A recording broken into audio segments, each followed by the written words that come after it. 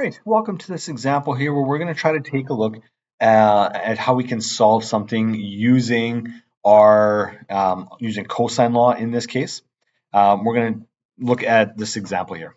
So we have this parallelogram, okay, and we're going to have to understand that diagonals of a parallelogram bisect each other.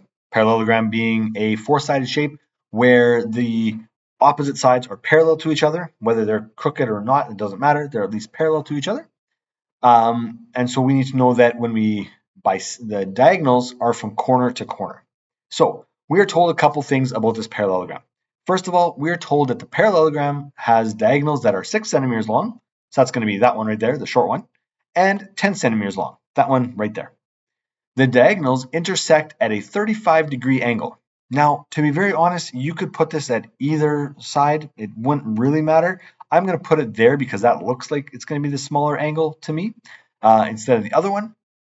And so that's just where I'm going to put it. If you put it in a different spot, that's totally fine too.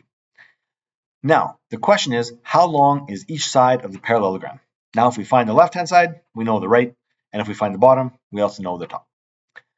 All right. Now, we're going to start by finding the left side length. Okay, so that's the left-hand one. That's the one on the far side there, or on the left. We want to try to find that.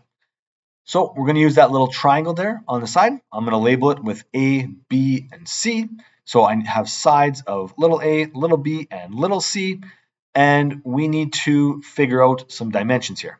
So we know that the diagonals are the full length. The side A and side B are going to be a half diagonal. So we need to cut them in half. So that side becomes 5 and that side becomes 3.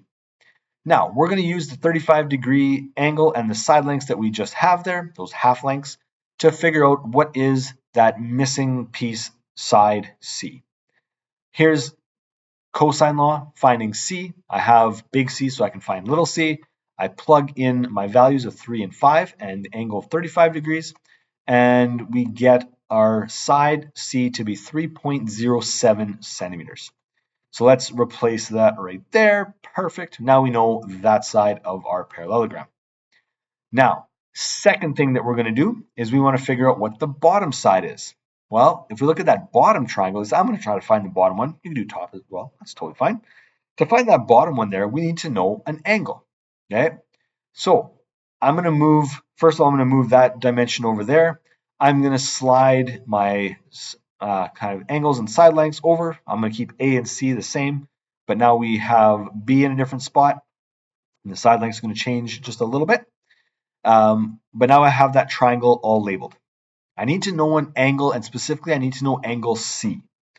To find that, we're going to have to understand that along that diagonal, those two angles have to add up to 180 degrees because they're supplementary angles.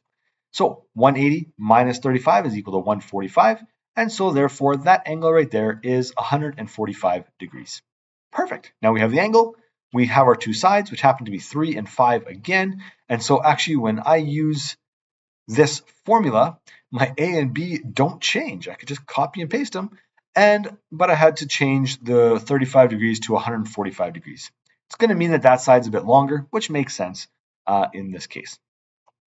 Find our C squared, figure out our C to be 7.65 centimeters, and we'll replace that right there. Now, final thing, our answer, the parallelogram has side lengths of 3.07 centimeters and 7.65 centimeters. Thank you for watching this example. I hope it's helped you out. Have a wonderful rest of the day.